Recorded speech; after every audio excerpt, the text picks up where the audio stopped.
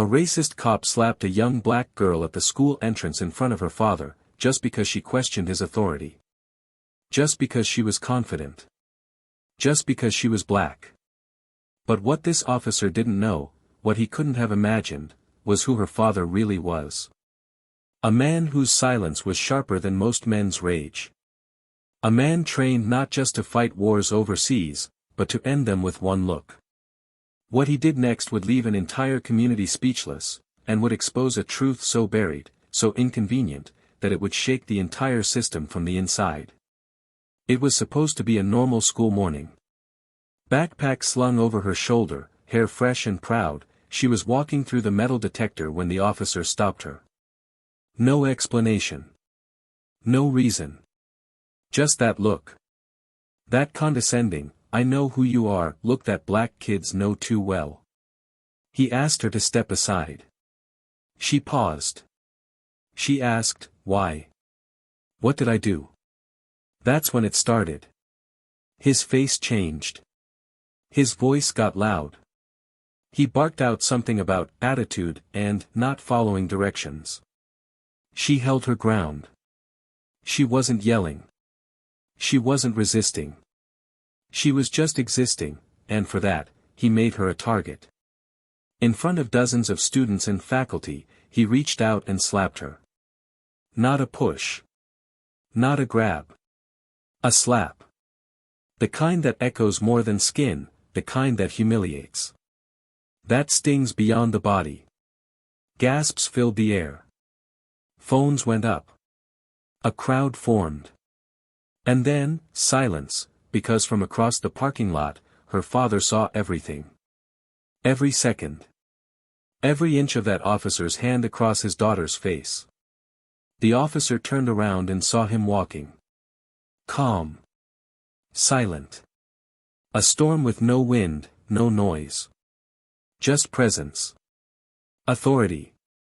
You could see the confusion in the cop's face, the moment of realization that maybe, just maybe, he picked the wrong kid to make an example of. The crowd could feel it too. Something shifted in the air.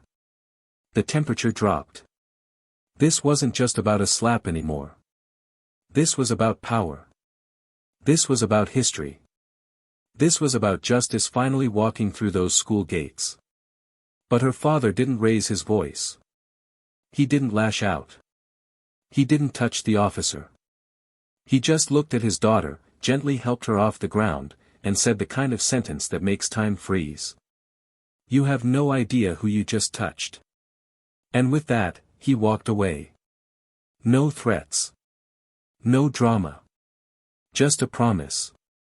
A quiet declaration of war. In the days that followed, the officer expected suspension, maybe a review, maybe a viral video at worst. What he got instead was a full-blown investigation. Files from years ago began to resurface. Reports buried under bureaucracy started to appear on desks they were never meant to reach. Witnesses came forward. Patterns emerged. This wasn't his first time. But it might be his last. What no one knew, what the officer couldn't have imagined, was that the girl's father wasn't just a veteran. He wasn't just ex-military. He was one of the most decorated members of a classified unit that specialized in tactical extractions, intelligence decryption, and, more importantly, exposing internal corruption. He had the knowledge. He had the reach. And most of all, he had the patience. Because while the world moved on to the next outrage, he was quietly orchestrating a fall from grace so devastating, so thorough, that when it finally happened, it felt like fate. And the best part? He didn't need to raise a fist. What makes a man powerful isn't how loud he gets when he's angry, it's how quietly he destroys your entire foundation without you even realizing he's the one pulling the strings. This wasn't about revenge. It was about something deeper. It was about every father who couldn't protect their child. Every injustice that never made it to video. Every name turned into a hashtag too late. He wasn't just standing up for his daughter. He was rewriting the ending for everyone who never got one. And just when the officer thought it was over, that he'd survived the storm, a sealed envelope arrived at his door. No return address. Just a single word written on the outside, "Remember." Inside it, a photograph. One from 10 years ago. An incident he thought was forgotten. A face he thought was long gone. A young boy, bruised, handcuffed, crying out for help. The same boy who grew up and swore no one would ever feel that powerless again. There are moments in life when power changes hands without a sound. When the hunted becomes the hunter. When silence speaks louder than a courtroom. But the question is, how far did the father go to ensure justice? And what did he uncover about the officer's past that no one was supposed to see? Stay with us until the end, because what you're about to hear will change the way you see authority, justice, and silence forever. Before we begin this powerful story, we want to take a moment to speak directly to every black viewer watching this. You matter. Your voice matters. Your dignity matters. Here at Plow of Twist, we stand firmly against all forms of racism, prejudice, and abuse of power. This channel exists to amplify justice, truth, and resilience through stories that reflect the real world, stories that expose, inspire, and empower. Stay strong. You are not alone. And now, we invite you to experience a journey of justice and redemption. Enjoy the story, and don't forget to subscribe to Plow of Twist for more stories that twist your soul and open your eyes. The town of Macon, Georgia, had always looked quiet from the outside, the kind of place where porches creaked in the summer heat, where sweet tea was served in mason jars, and where folks smiled politely but didn't always mean it. Behind the neatly trimmed lawns and modest schools, there was a rhythm, a code, a thin layer of civility barely covering the weight of history that still lingered in the air like humidity. People moved about their lives in a routine flow, and no one really expected anything to change, until the day a man named Elijah Brooks moved back home. Elijah wasn't the type to draw attention to himself. Tall, broad-shouldered, with a face that carried more silence than stories, he walked like a man who had seen things he'd never speak of. His eyes always looked ahead, but you could feel that they had already scanned every corner of a room the moment he stepped into it. Most of the neighbors remembered him from his youth, the quiet kid who grew up without a mother, raised by his grandfather, a steelworker who believed in discipline, dignity, and not showing weakness. Elijah had left Macon straight out of high school, joined the military, and for years, no one heard from him. Rumors floated, special forces, covert missions, maybe even intelligence work. But no one really knew. And Elijah never talked. What brought him back wasn't a longing for roots or peace. It was his daughter, Amani. Amani Brooks was 13 and already carried herself with the strength of someone who understood too well how the world worked. Her mother, a nurse from Atlanta, had died when she was 8, a car accident on a rainy night that left Elijah holding the pieces of their world. Since then, he'd raised Amani alone, moving base to base, shelter to shelter, until one day he decided she deserved more than that. Stability. Community. A normal school. So he packed up everything and returned to Macon, thinking the small town might give his daughter what the world had failed to give him, peace. But Macon hadn't changed. If anything, it had become better at hiding what it really was. Amani started at Pine Hills Middle School in the fall. It was a large public school that had just installed metal detectors and new campus police protocols after a few minor incidents, nothing serious, but enough to justify a more visible security presence, as the school board put it. That's when Officer Kyle Brenner entered the picture. Brenner was one of those officers who believed in tough love, except the love was never really visible. Former highway patrol, he had taken the school security job after a disciplinary review pushed him out of his old department. He was in his early 40s, fit, clean-shaven, but there was something in the way he moved that felt rehearsed, like a man who wore the uniform not to protect but to command. To dominate. To remind everyone exactly who was in charge. Most of the kids stayed away from him. The white students were mostly ignored. The black and brown kids, though, they learned fast to keep their heads down.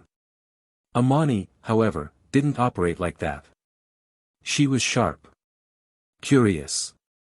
The kind of girl who raised her hand with confidence, who questioned rules that didn't make sense, who helped others find their voice when they were too scared to speak. She didn't do it for attention. It was just who she was, a reflection of the quiet strength her father had instilled in her since the day she could walk.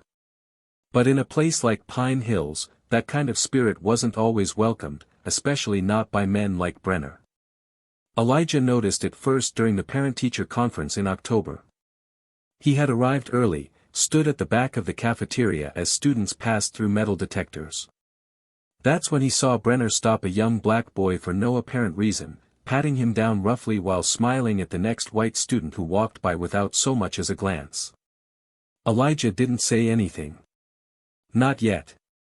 But he watched. And he remembered. At home, Amani began to mention strange things, how Officer Brenner would follow certain students around, how he'd show up during lunch and stand too close when she was organizing a Black Student Alliance flyer table. Elijah listened. He asked questions. And quietly, he began documenting everything. Patterns. Timelines. Names. He knew how these things worked. He'd seen power abused before, both overseas and in his own country. But now it was personal. Still, he didn't want to overreact. Amani was excelling in school. Straight A's. Science club. Reading awards. She loved her literature teacher, had made a few close friends, and was working on a spoken word piece for Black History Month. Elijah, cautious but hopeful, tried to believe maybe things wouldn't spiral.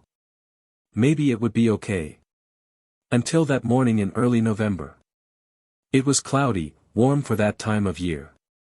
Elijah drove Amani to school like he always did. She was in the front seat, headphones in, mouthing lyrics to some R&B track he didn't recognize. They laughed about her sneakers being slightly mismatched.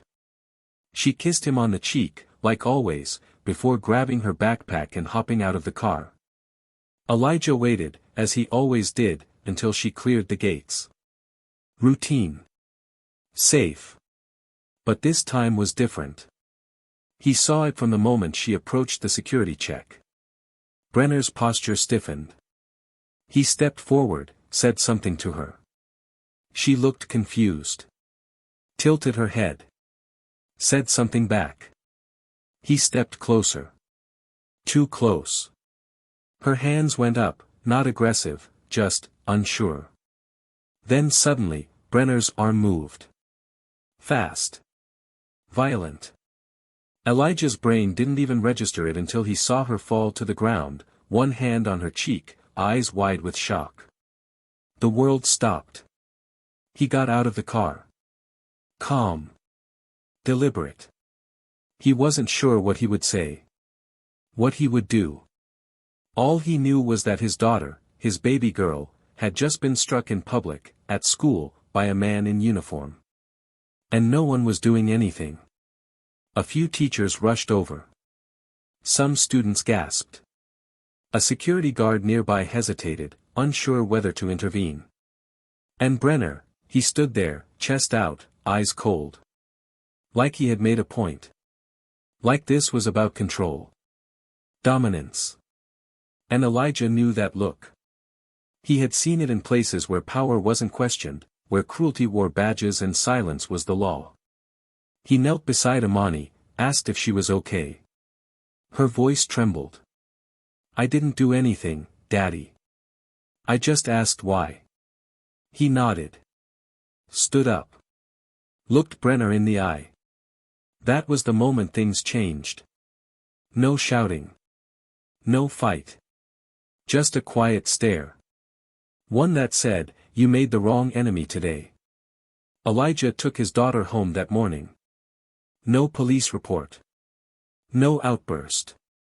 Just silence. The kind that comes before a storm. Over the next few days, the story spread. Students who had captured the moment on video started sharing it. Parents started whispering. A few tried to defend Brenner, saying he must have had a reason. But the video didn't lie. The moment the slap landed, the cruelty in his face, there was no defending it. Still, the school issued a vague statement about investigating the matter thoroughly and placed Brenner on administrative leave, with pay. Elijah, however, wasn't interested in statements. He wasn't interested in apologies. He went into his study that night. Closed the door. Opened an old, dust-covered footlocker he hadn't touched in years. Inside were files, credentials, contacts, things from a life most people never knew he had. And at the bottom, sealed in a thick manila folder, was something Brenner never saw coming, a file. Because 10 years ago, Officer Kyle Brenner was involved in something much darker. Something hidden. Something that never saw the light of day, until now. And Elijah Brooks? He was about to make sure the world knew exactly who this man really was. But before he could do that, there was one thing left to consider. One question that weighed heavier than anything else: would exposing Brenner's truth bring justice, or would it reveal a deeper corruption that Elijah wasn't ready to face? The silence was over. The war had begun. Elijah sat in the dim light of his study, the quiet hum of the ceiling fan barely audible over the thunder of thoughts running through his mind. On the desk in front of him were open folders, papers spread like puzzle pieces waiting to be connected. Faces from the past. Incidents. Places. Timelines. Patterns that, for most people, would seem like unconnected data, but not for Elijah. To him, this was a battlefield, and he was reading the terrain. His hands moved with purpose, fingers trailing over names and dates. His jaw was tight. His eyes locked. Every minute that passed without justice was a minute too long. But he wasn't rushing. He was building.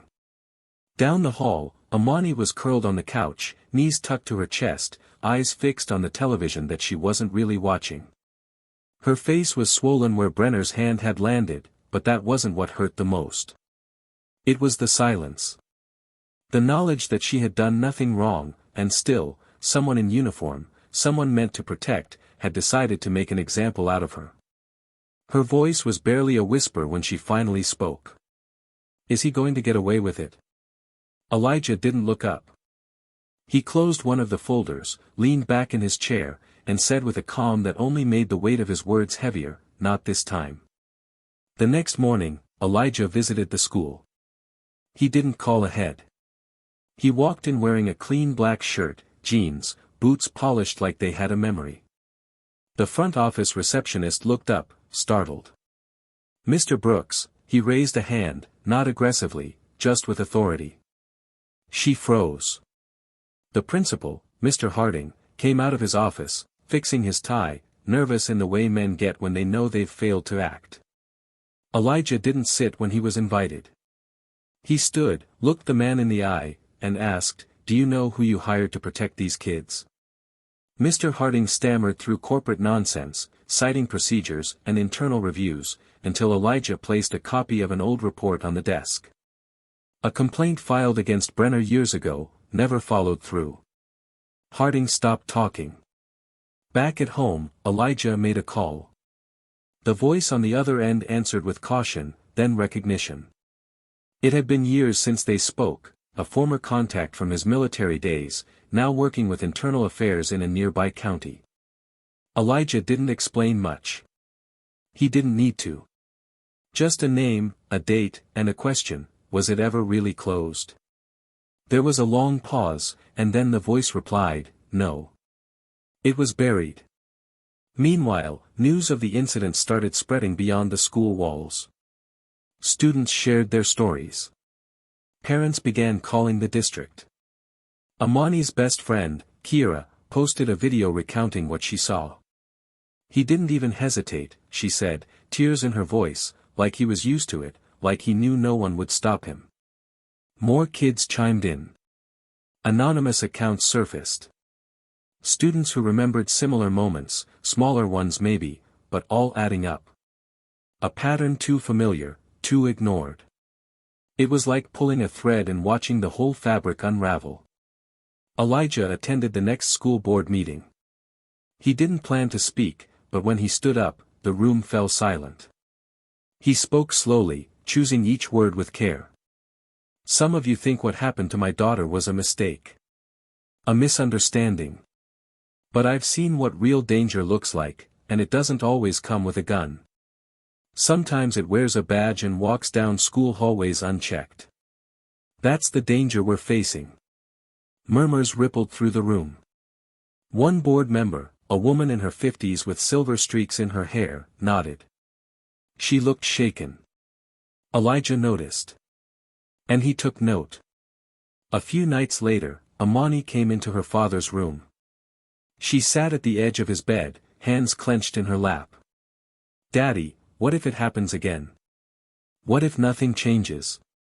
Elijah sat beside her, wrapped an arm around her shoulder, and whispered, "It already changed.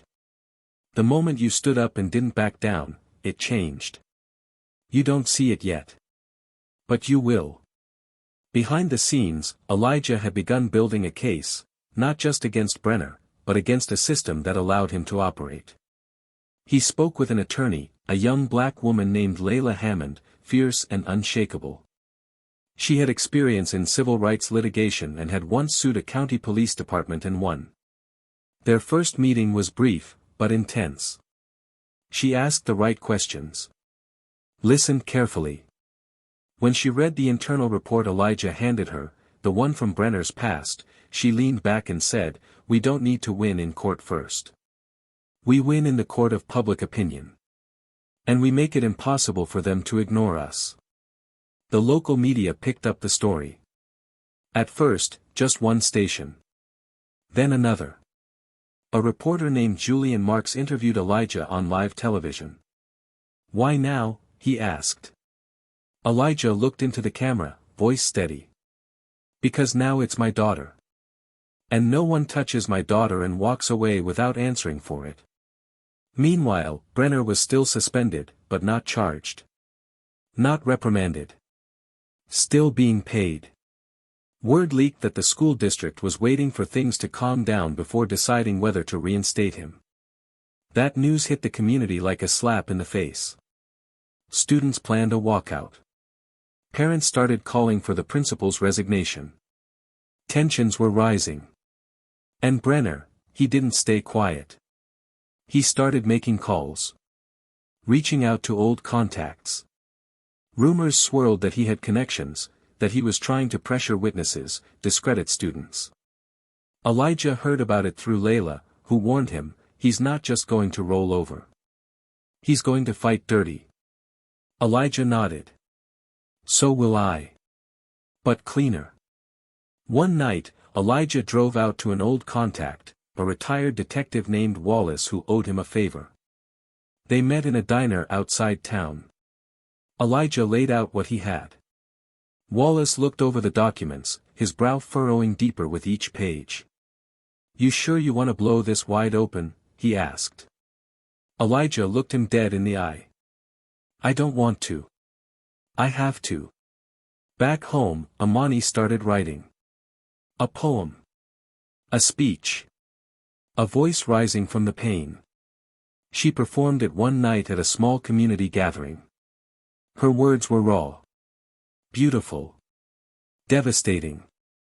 "I carry my skin like armor, but they treat it like a weapon. I asked a question, and they gave me silence. I stood still, and they struck. But I will not bend." People stood. They cried. They cheered. The story was no longer just Elijah's fight. It was becoming everyone's. And yet, something still felt unfinished. Elijah could sense it. Like a shadow he couldn't place. There was something about Brenner's past that didn't add up. A missing piece. A name he kept seeing in redacted documents. A code that didn't match known police reports. He dug deeper. Pulled old files. Reached out to a journalist who specialized in misconduct archives. Then one day, he got a call. "There's something you need to see," the voice on the other end said. Elijah drove to a small records facility outside the city, where he was handed a file not meant to exist. It was a sealed case from over a decade ago. The victim was a young black boy. The officer listed Kyle Brenner. The details were horrific. The outcome? Dismissed. Covered up. Buried. Elijah stared at the photo of the boy. Bruised. Alone. And in the corner of the image, barely visible, was something else. A name tag. A school badge. The same school Amani now attended. He didn't say a word on the drive back. But the fire behind his eyes had changed. It wasn't just about Amani anymore. This was bigger. Deeper. Rotten to the core. He knew what he had to do. And he knew that when the truth came out, it would shock everyone. Now the question wasn't if justice would be served. It was whether the system would survive what Elijah was about to unleash. The day Elijah walked into the courthouse, the air felt different, heavier, like the weight of something long buried was finally beginning to rise. He wasn't wearing anything flashy. Just a dark suit, clean cut, no medals, no emblems. Nothing that would draw attention except for the certainty in his stride. At his side was Layla Hammond, folders clutched tightly under one arm, her heels tapping sharp warnings on the marble floor. Behind them, quiet but present, was Amani, her head held high, her eyes sharper than ever. She didn't need protection anymore. She was standing on her own now, not because she had to, but because she chose to. And that choice was everything. They weren't here to file a report. That part was done. What they had in their hands wasn't a complaint, it was a case. A complete reconstruction of a decade-old crime, tied directly to Officer Kyle Brenner.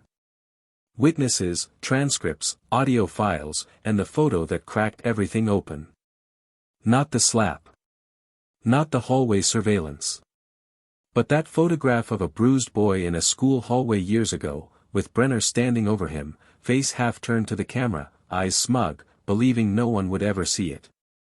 Except now, they had. Elijah waited outside the office of Assistant District Attorney Monique Ellis, a woman known for her zero-tolerance approach to corruption. She came out herself to greet them. "Mr. Brooks," she said, her voice crisp but respectful, "Miss Hammond. Please, come in." They entered. She closed the door. No security guards. No barriers. Just a desk, a pitcher of water, and the silence of anticipation. Elijah placed the file on the table, slid it across slowly, and said, "We're done asking." Monique opened it. Her eyes scanned quickly, but as the photos and reports kept unfolding, her expression changed. She leaned back. Whispered, "Jesus Christ." Elijah didn't flinch. That's just the start. 2 days later, Officer Brenner received a notice of immediate summons. It wasn't a criminal indictment yet, not officially, but it was a demand for deposition. Public. Recorded. Mandatory. And it was scheduled inside the school where it all began. The auditorium had never been so full. Parents. Teachers. Students. Journalists. The board had no choice but to allow it, under community pressure and the viral storm now circling the case. The cameras were rolling. Lights glaring. Brenner entered through the side door, his lawyer at his elbow, his badge already suspended but still pinned to his chest like a stubborn ghost refusing to let go. He didn't look around. Didn't acknowledge the faces staring at him. But his eyes faltered when he saw Elijah. He paused mid-step, jaw tight. Elijah was seated near the front.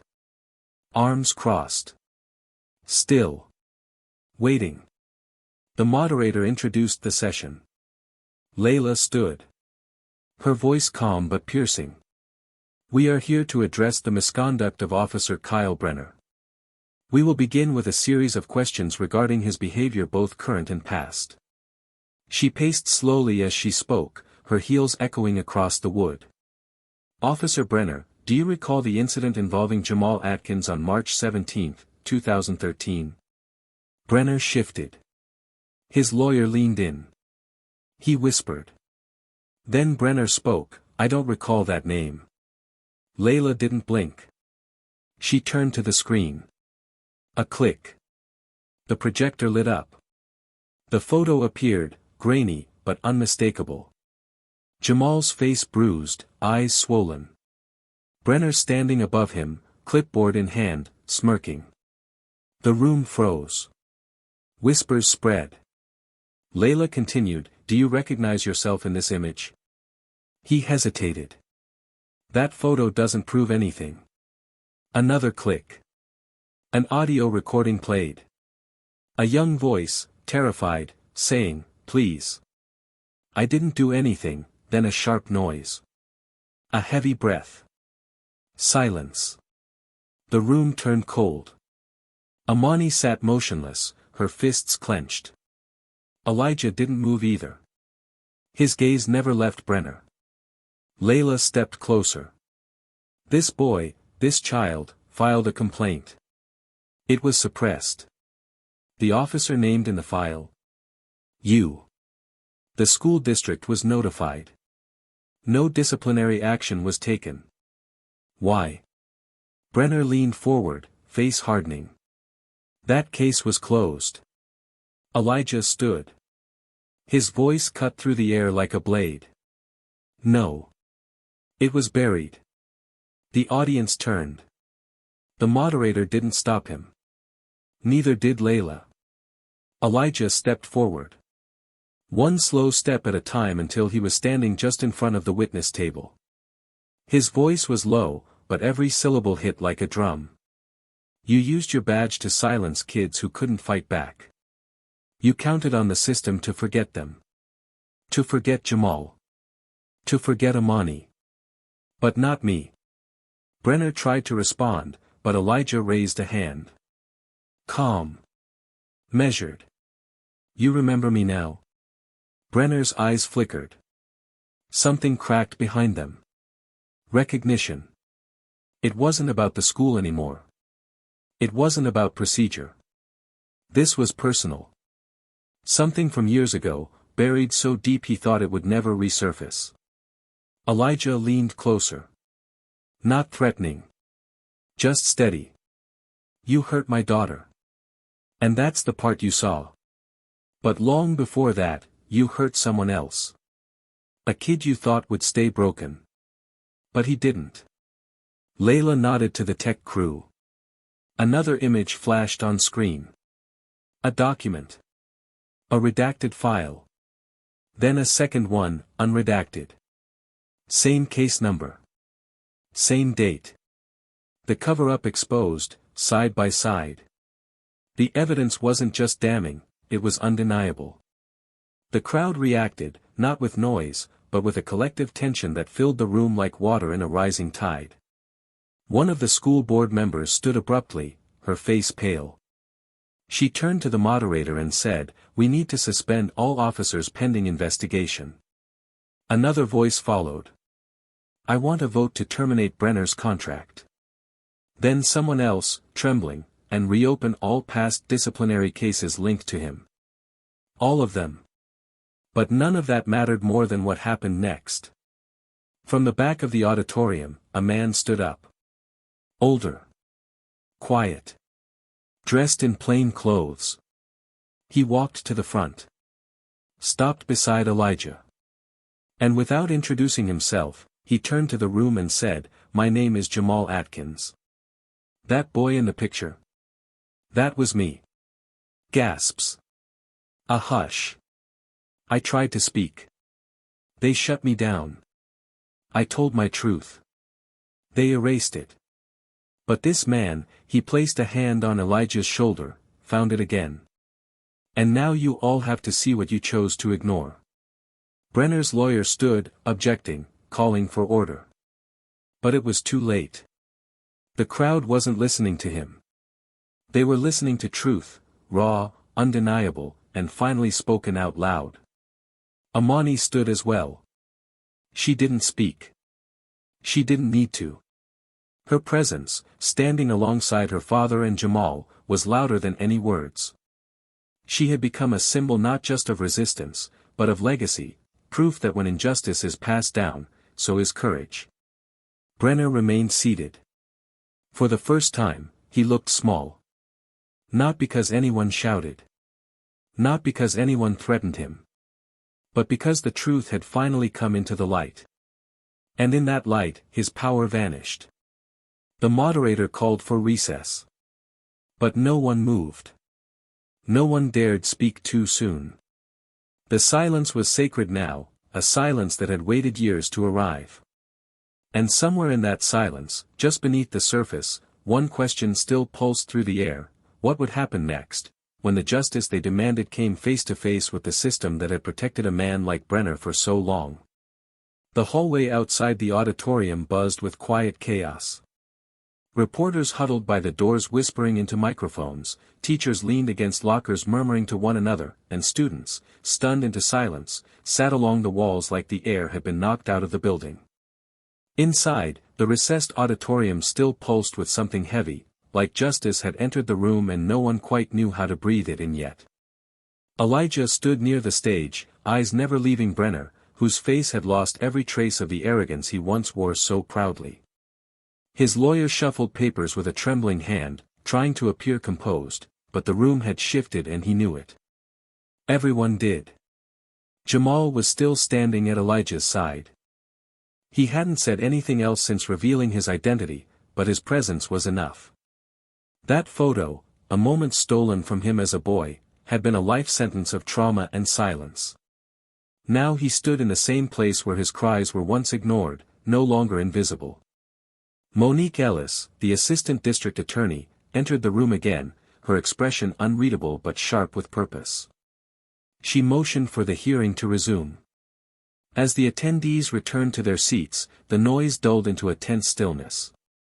The kind of stillness that comes right before something breaks. Layla stood once more, calm but cold as steel. Her voice sliced through the room. "Officer Brenner, are you aware that per Georgia state law, obstruction or falsification of official records is a felony offense?" Brenner shifted in his seat, looking to his lawyer who was now visibly sweating. Layla didn't wait for permission. She continued. "We now have evidence that not only did you physically assault minors under your authority, but that you participated in the active concealment of at least 2 incidents, one of which involved coordinated suppression of testimony from faculty and students." She raised a file. "Sworn affidavits. From your own colleagues." Brenner's lawyer jumped in, trying to stop the proceedings, citing due process and procedural fairness, but Monique cut him off. Her voice, calm and direct, landed like a hammer. "Mr. Carson, your client is not currently on trial.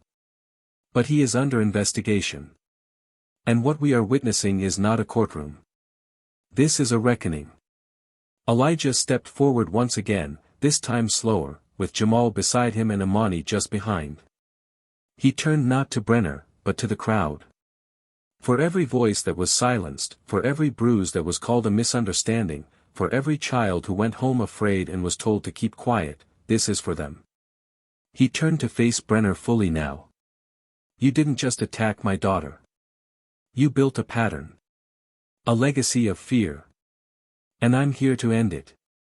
For the first time, Brenner spoke, really spoke, not in legal phrasing, not in the language of defense, but in raw panic. His voice cracked, desperate. "You don't know what you're doing. This isn't just about me. I did what I was told. I followed orders." Elijah stared at him, confused but alert. "Orders?" Brenner's hands trembled. "There's more to this. You think you found everything, but you haven't. They let me do it. They knew." The room exploded in murmurs. Layla froze. Monique looked up from her notes. Elijah narrowed his eyes. "Who are you talking about?" Brenner's voice dropped to a whisper. "The school board. The department. It wasn't just me. They didn't stop me because they didn't want to. I was just the one stupid enough to get caught.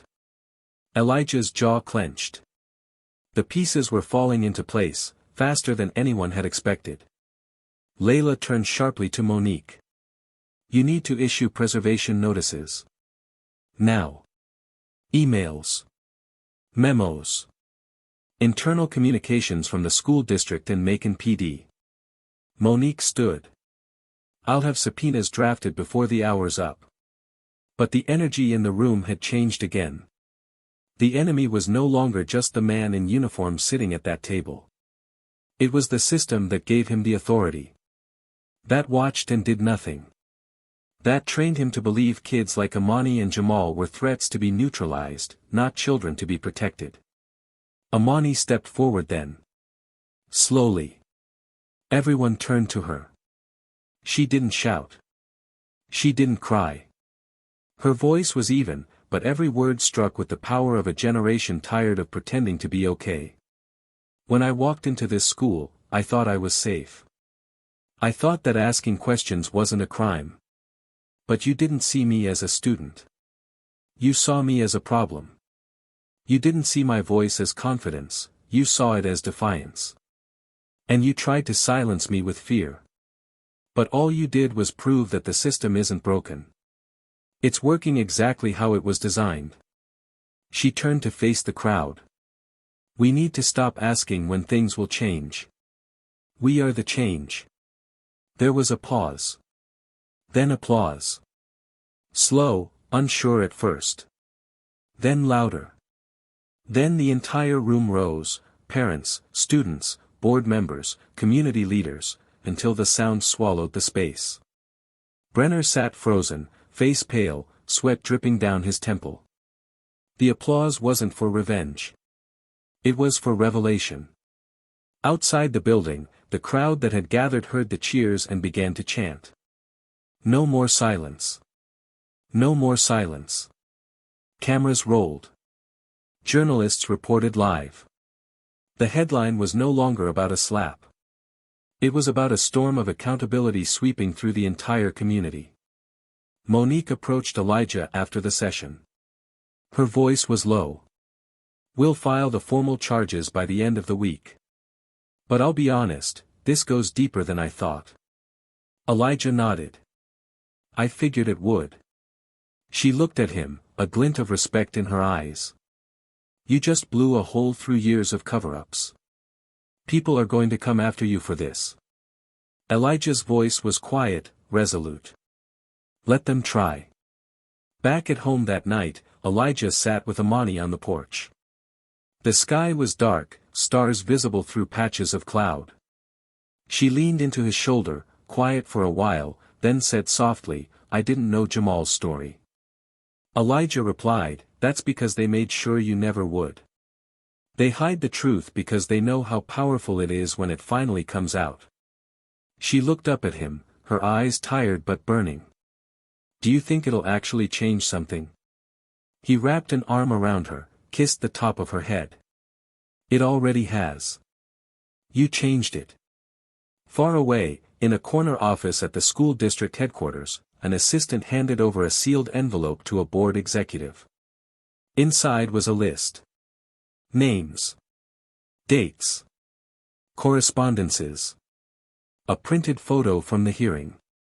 And a single line handwritten at the bottom, you're next. The reckoning had only just begun.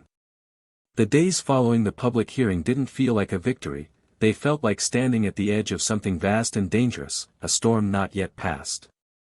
Elijah knew better than to let his guard down.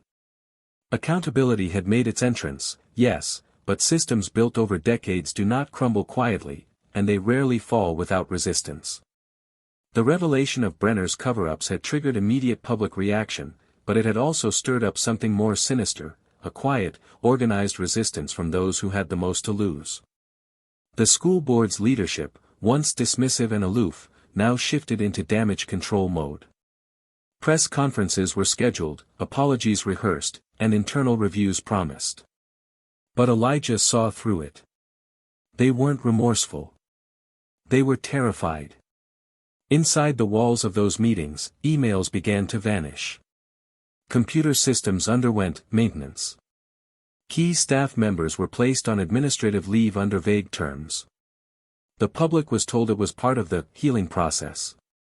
Elijah wasn't interested in healing yet, not until the truth was fully exposed. Layla called him one evening, her voice sharp with tension. She had just received an anonymous tip. Someone within the school district IT team had been instructed to wipe a decade's worth of disciplinary records. The target? Any files connected to minority students or complaints filed by black families. Elijah didn't even ask who gave the order. He knew. What troubled him more was that some of the names he was now uncovering had once sat at his grandfather's dinner table. People he remembered shaking his hand when he was a child. Coaches. Principals. Even pastors. That's how deep this ran. The same men who had praised him when he left for the military were the ones who looked away when children like Jamal were silenced. That realization didn't just sting, it fractured something inside of him. A trust. A memory. A piece of his childhood that he now understood had been built on lies. Amani was quieter now, more focused. She spent most of her afternoons at the library with Kira, compiling statements, organizing protests, writing letters to state representatives. Her voice had become central to the student movement growing around the incident. But at home, she asked harder questions. What happens if they erase everything again, she said one night, sitting at the kitchen table. Elijah was making tea, his back turned. He paused. Then we keep records ourselves. We keep copies. We tell the story so many times they can't forget it. She stared down at her notebook. And what if people stop listening? Elijah turned, leaned against the counter. Then we shout louder. But shouting had its consequences. Not everyone in Macon celebrated the Brooks family. There were neighbors who stopped waving. Teachers who seemed colder. Even a few parents at school who warned their children not to get involved. Don't make trouble, they said, as if asking for justice was the problem. Elijah received a letter in the mail, no return address, with a single sentence, "You're dividing this town." He read it slowly, then folded it neatly and burned it in the kitchen sink. Division wasn't the wound, it was the infection being exposed. One evening, Layla met Elijah at a local cafe just before closing. She looked exhausted, her laptop bag dragging at her shoulder like it carried the weight of the world. She slid into the booth and didn't speak at first. Elijah waited. Then she leaned in and whispered, "We have a problem." She pulled out a document from her bag. It was a deposition from a former school administrator, someone who had resigned 3 years prior. The testimony stated that Officer Brenner's hiring had come after a recommendation from a private consultant group working with the city. The group specialized in school security reform and had ties to law enforcement contracts. But here's what chilled them both: one of the board members who pushed Brenner's hiring had direct financial connections to that firm. What looked like negligence before now reeked of corruption. This wasn't just a story about one violent officer anymore. It was a blueprint. A system feeding on the silence of children, profiting from fear, and protecting those who maintained control. Elijah stared at the document, then looked out the cafe window into the dark street beyond. "We're not fighting a man," he said. "We're fighting a machine." The next morning, local news broke a bombshell story, leaked documents from an anonymous whistleblower showing the extent of the manipulation inside the school board. Redacted emails confirmed efforts to discredit students who spoke up. Secret meetings had been held to manage PR and deflect attention from deeper investigations. Most damning of all was a message from the school superintendent to the city's chief of police, stating, "We need this contained before it spreads." But it had already spread. And there was no containing it now. That night, Elijah received a call from Monique. Her tone was heavier than before. "We have enough to bring formal charges against Brenner, obstruction, assault, perjury, but if we go forward, we need to be ready for what comes next." Elijah sat in silence. "What comes next?" he asked. She exhaled. The rest of them. People in high places. People who will not go down quietly. He closed his eyes. He thought of his daughter. Of Jamal. Of every name he had written down in that notebook hidden in his drawer. Then let's not give them a quiet ending. Meanwhile, Amani was invited to speak at a statewide education forum. She stood on a stage in front of educators, legislators, and students from across Georgia. She spoke without notes. Her voice clear, unwavering. My story is not an isolated event. It is the reflection of a system that punishes questions, not behavior. And if our institutions are afraid of truth, then they are not protecting students, they are protecting themselves. After her speech, a senator approached Elijah. She was older, sharp-eyed, and quiet. She didn't offer congratulations. She simply said, if you go forward with this, I'll help push it to the state level. But you'll make enemies. Elijah nodded. Good. That means we're finally aiming in the right direction. But with momentum came risk. Amani began receiving anonymous messages online. Threats. Slurs. Warnings. Layla filed a formal complaint with the Cybercrime Division. The police promised to look into it, but Elijah didn't wait. He installed cameras around the house, updated their security system, made sure Amani was never walking home alone. One night, after making his final round through the yard, he sat on the front steps and stared into the dark. Not afraid. Just aware. That the closer they got to the truth, the louder the silence of the guilty became. One morning, a letter arrived addressed to Elijah. This time, it wasn't a threat. It was a handwritten note. No name. Just a sentence, I was there the night Jamal was hurt. I couldn't stop it. But I want to help now. Enclosed was a key.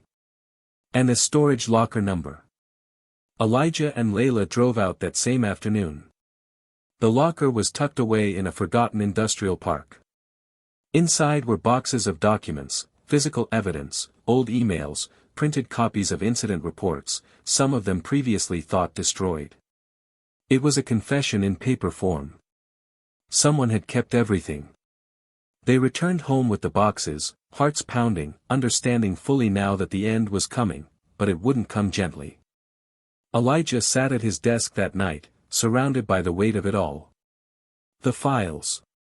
The memories. The voices that had finally been heard. But one question stayed with him, deeper than any fact or name: what kind of justice is enough? Jail time? Resignations? Policy reform? Or something more lasting, the kind that changes not just punishment, but culture? He didn't have an answer. But he knew this much: you can't clean a wound by covering it. You have to cut it open. Let it bleed. Let it hurt. And only then does it begin to heal. And as the morning sun rose over Macon, Georgia, casting golden light on houses that once hid the silence, Elijah knew the final step was coming. And it would shake everything. The city of Macon no longer moved in silence. Something had shifted, not just in the institutions or in the headlines, but in the people. The whispers had turned into conversations, and those conversations had grown into action. What had once been a moment of private pain for Elijah and Amani had become the center of a public reckoning that no one could ignore. But the noise wasn't always encouraging. It came with weight. With pressure. With reminders that even when justice starts to take shape, it can be fragile, easily manipulated, or destroyed if not protected. Elijah felt that weight in his chest every time he walked past the stack of boxes that now filled their dining room, the ones recovered from that hidden storage locker, filled with receipts of betrayal and complicity. Every paper he touched was proof of how long this machine had operated, how many children had passed through its gears unseen, unheard, and unchanged. Amani had grown quieter in recent days. Not because she was scared, no, not anymore, but because the burden of knowing so much, of seeing the world's cracks at 13, had forced her into a space where silence felt safer than rage. One night, Elijah found her sitting on the porch alone, legs pulled up to her chest, her eyes tracing the edge of the sky. He sat beside her without speaking at first. The cicadas hummed in the background, and for a while, their shared breath filled the silence. Then she spoke, not looking at him. "Do you think it matters?" He turned slightly. "What?" She blinked slowly. "All of this. The files. The speeches. The hearings. Do you think it actually makes a difference? Or are they just going to wait for the noise to die down and go back to doing what they always did?" Elijah leaned forward, resting his elbows on his knees, his voice low and careful. "I think that's exactly what they're hoping. That will get tired. That will give up. That will say enough is enough before it really is." She looked at him now, really looked. "And what if we do get tired?" He nodded slowly. "Then we rest. But we don't stop." Inside, Layla had spread out a timeline on the floor, cross-referencing key names, dates, and internal movements that could link the school board members to funding they'd received from private contracts. The further she went, the clearer it became that this wasn't a single incident, but a pattern of monetizing fear, partnerships with surveillance companies, contracts awarded to firms owned by former law enforcement, and budget proposals that were sold as safety measures, but disproportionately targeted students of color. She sat back, exhaled deeply, and murmured, this wasn't just about control. It was about money. The next day, she and Elijah presented their findings to Monique Ellis at the DA's office. Monique had seen a lot, but even she looked visibly shaken as she flipped through the pages. "They turn children into data points," she said softly, "each referral, each suspension, it was part of a formula. The more problems they documented, the more grants they could apply for. And the ones who suffered most were the ones least likely to be believed." She looked up, her voice firmer. "We're beyond criminal charges now. This is going to federal oversight." Back in the community, things were beginning to fracture. The school board was under siege, its meetings interrupted by protesters, students marching through the streets holding signs with slogans like, "Protect, not punish," and, "We are not your prophet." A few board members had resigned quietly, citing personal reasons, while others clung desperately to their positions, hoping to ride out the storm. But the most dangerous ones, the architects of the silence, stayed hidden behind legal teams and silence, avoiding interviews, canceling public appearances, sending out carefully crafted statements that said nothing and meant even less. Amani was invited to speak again, this time at a televised town hall organized by the state. It was held in a grand hall downtown, filled with politicians, activists, journalists, and ordinary citizens who wanted to hear from the girl at the center of it all. As she stepped onto the stage, Elijah watched from the wings, heart pounding not with fear, but with pride. She stood before the microphone, calm, her voice clear as she said, "You call us students, but you treat us like suspects. You build schools and line them with scanners and guards, not counselors and mentors. And when we speak up, you say we're disruptive. When we stand still, you say we're aggressive. So tell me, how exactly are we supposed to exist?" There was a long pause, and then, like waves rolling across the room, applause erupted. Not because it was performative. Not because it was expected. But because she had said what so many had only dared whisper. After the event, a state senator approached Elijah. "You've started something you might not be able to stop," he said. Elijah looked him square in the eye. "That's the point." But not everyone celebrated. That night, graffiti appeared on their garage door. Crude, hateful words scrawled in red. Elijah scrubbed it off before Amani could see it, but he knew, the more you shine a light, the more shadows fight back. Still, he wasn't afraid. He had fought real wars. This was just another battlefield, and this time, he wasn't alone. One morning, a package arrived at their doorstep. No return address. Inside was a thick manila envelope containing documents they hadn't seen before, private correspondences between school officials, directives to suppress certain types of student complaints, evidence of bonuses tied to student behavioral metrics. Attached was a note, "I couldn't speak before. But now I can." Elijah recognized the handwriting. It was from a former teacher who had resigned 2 years ago and moved out of state. She had once been silenced. Now, she was helping pull the final threads loose. Monique moved quickly, coordinating with state and federal offices. Subpoenas were issued. Warrants served. By the end of the week, several top district officials had been taken in for questioning. Bank accounts were frozen. Phones confiscated. And the city watched as men and women once seen as untouchable were finally being asked to answer for the lives they had quietly damaged. Amani sat on the edge of her bed that night, her journal open on her lap. Elijah knocked gently, leaned against the doorframe. "Mind if I come in?" She smiled slightly, nodded. He sat beside her. "How are you holding up?" She shrugged. "Better. I think." He waited. She turned a page, then looked at him. "Do you ever feel like, none of this should have happened? Like, if people just cared a little more, maybe I wouldn't have had to go through any of it?" Elijah nodded slowly. "Yeah. I think about that a lot. But then I remember that caring doesn't change anything unless it turns into action." He paused, then added, "And you've done more with your voice than most people do with a lifetime." She leaned her head against his shoulder. "I'm tired, Daddy." He wrapped an arm around her. "I know, baby. But you're not alone. We carry this together now."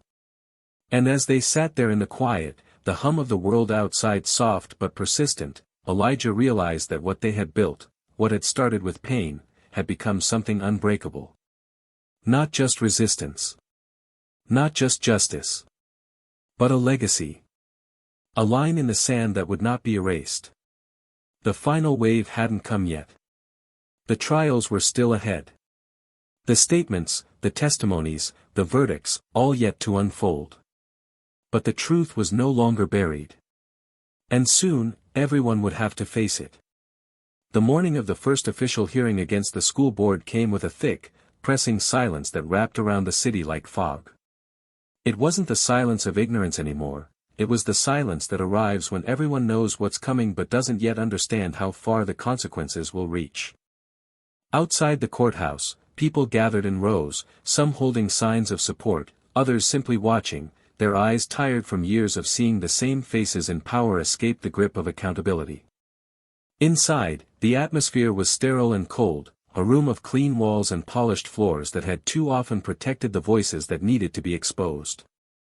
Elijah sat near the front with Amani beside him, her hands folded tightly in her lap, her fingers tracing invisible patterns along her palm like she was holding herself together through muscle memory. Layla stood just ahead of them, reviewing notes, her jaw set with the sharpness of someone who knew what was at stake.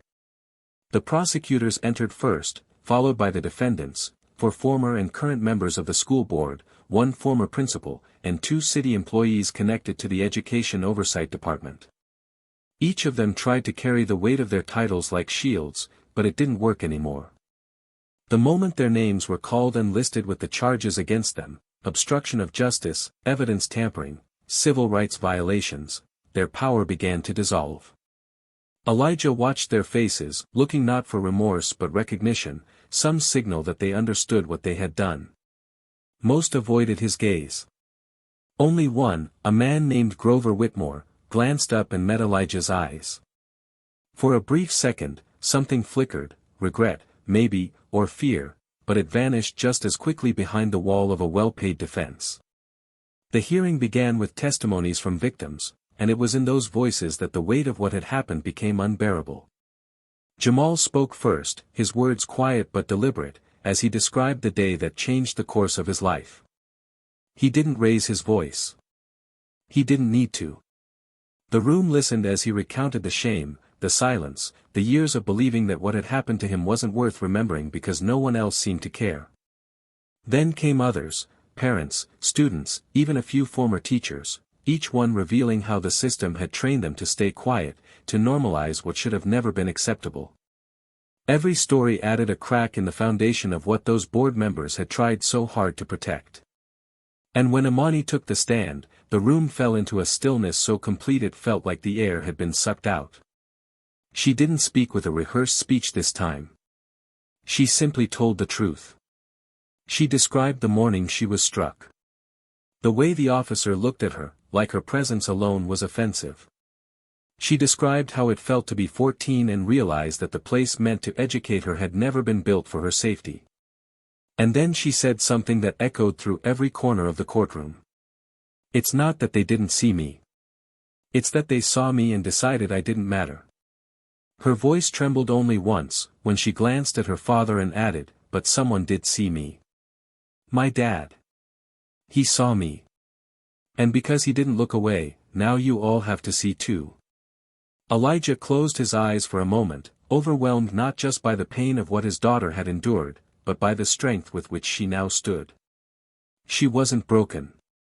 She was rising, and in her rise, others had begun to find their own strength. As the court recessed, Layla joined them in the hallway. She looked exhausted but satisfied. They didn't expect it to go this far, she said under her breath. They thought this would be a one-week scandal. Maybe a fine. A resignation or two. But now the DA wants full indictments. The DOJ might step in. Elijah nodded. Good. They should. But she paused. You understand what that means, right? Once this becomes federal, it stops being about just this city. They're going to dig. And the people who lose money and power in this? They'll fight harder. Elijah looked at her, his eyes steady. Let them. The weight of national attention began to settle over Macon like a second sky. Reporters from Atlanta and even Washington started showing up to the hearings. Civil rights organizations released statements of support. Schools in other cities began to examine their own disciplinary records, inspired by what was being unearthed in Georgia. But with visibility came new dangers. Layla's office was broken into late one night. Nothing was stolen, at least not obviously, but someone had rifled through her files, left her desk drawers open, and scrawled the word "enough" on a post-it note taped to her computer screen.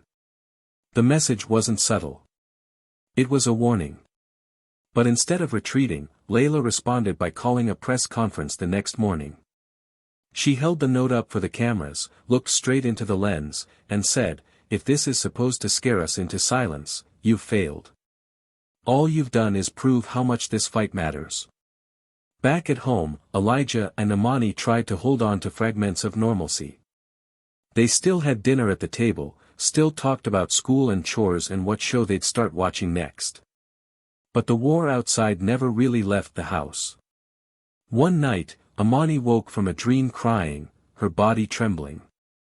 Elijah rushed to her room, held her as she sobbed into his chest. "I was back at school," she whispered. "He hit me again. But this time, you weren't there." He held her tighter. "I will always be there." She pulled back just enough to look him in the eyes.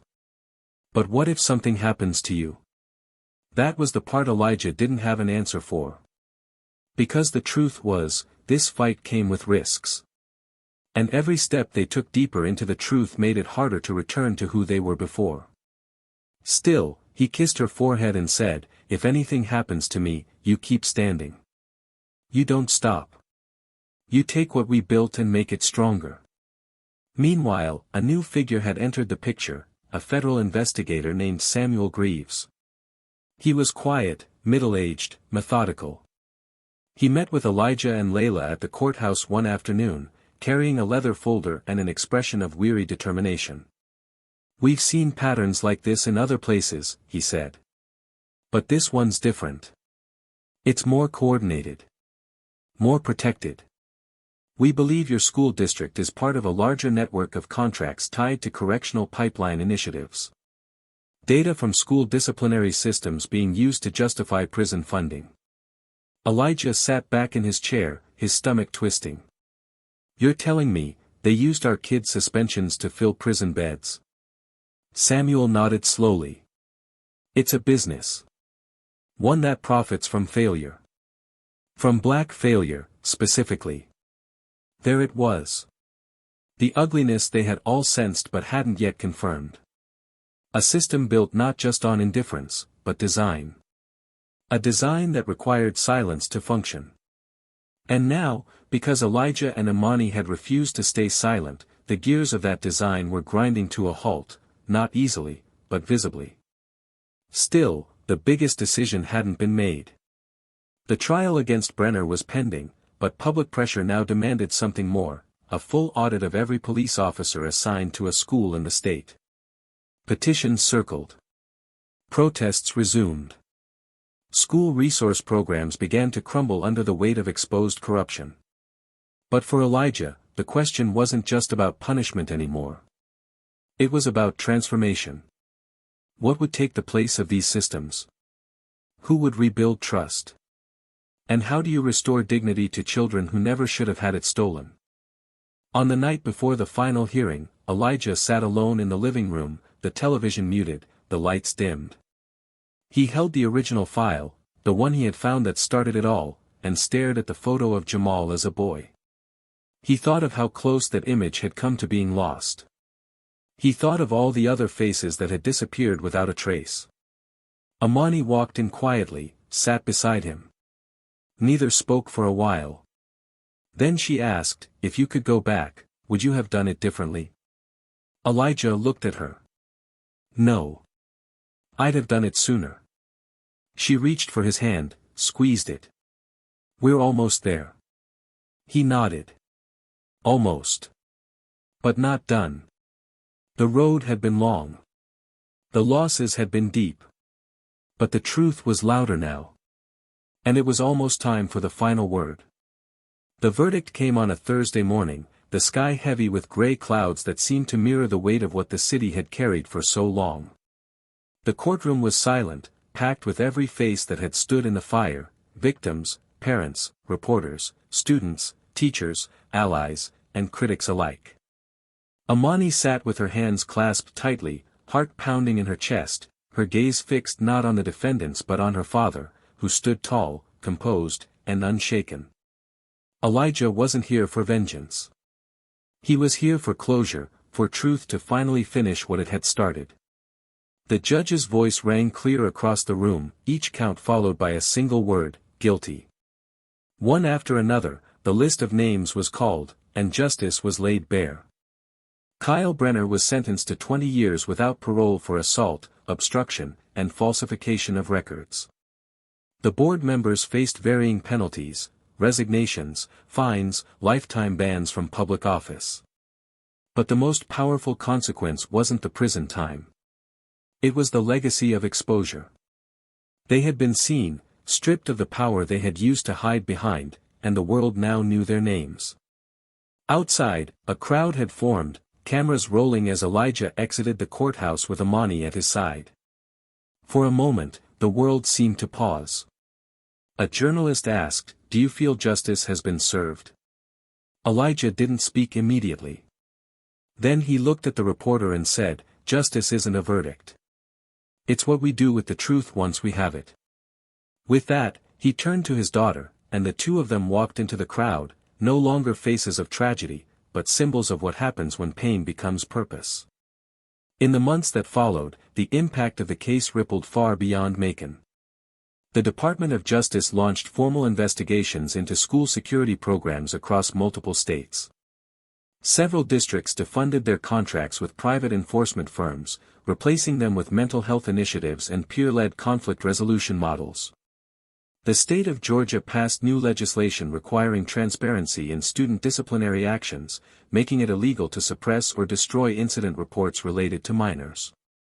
Imani became the youngest recipient of the State Courage in Advocacy Award. She was invited to speak at conferences, her voice clear and uncompromising, reminding every room she entered that children aren't statistics, and silence is never protection. Elijah declined several media appearances. He didn't want fame. He wanted results. Instead, He partnered with Layla and a coalition of educators and community leaders to form the Brooks Initiative, a nonprofit organization dedicated to protecting students' rights, providing legal aid to families facing systemic discrimination, and creating accountability frameworks in schools across the country. The initiative quickly gained traction, receiving national support, and eventually federal funding. Elijah now spoke only when necessary, his words always precise, never wasted. When asked by a young teacher what motivated him to keep going, he replied, "Because we built a system that survives on silence. I'm here to make sure it starves." Jamal, finally free from the weight of a memory that had haunted him for over a decade, began mentoring youth who had experienced trauma within educational spaces. He found healing not in erasing the past but in rewriting what came next. He and Elijah remained close, bound not by history, but by the shared knowledge that surviving was never the end, it was only the beginning of their responsibility to those who hadn't yet found their voices. Layla, after the success of the case, was appointed to the State Education Equity Commission, where she now oversees legal compliance for public education systems.